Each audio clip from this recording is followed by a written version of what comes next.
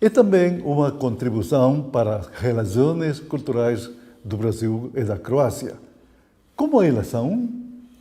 Temos tido vários parceiros croatas na divulgação da cultura brasileira.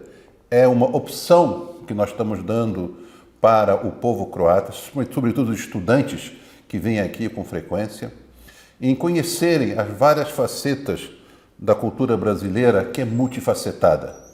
O Brasil não é como a Croácia, uma coisa milenar. Nós somos jovens e o povo brasileiro, ele resulta de uma grande mistura de raças, inclusive de croatas. Os croatas têm uma grande migração no Brasil. Onde é que eles moram? Olha, a imigração croata, ela teve no Brasil dois momentos. A primeira começou antes mesmo da Primeira Guerra Mundial e, na ocasião, vocês eram austríacos.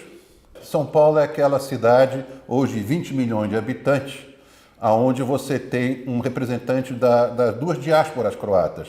Aquela que veio para o Brasil como austríaca e aquela que veio para o Brasil como croata. Então, você tem uma grande diversidade da diáspora croata em São Paulo, tanto da costa quanto do interior. Senhor embaixador, você termina a sua missão na Croácia. Como você se sentou aqui? Olha, é verdade. Depois de 3 anos e meio, meu mandato chegou ao fim.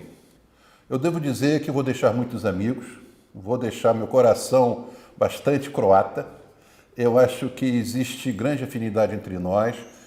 Minha esposa criou um círculo de amizade extraordinário.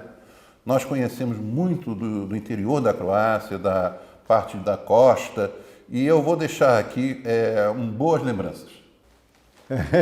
Muito obrigado, muito obrigado.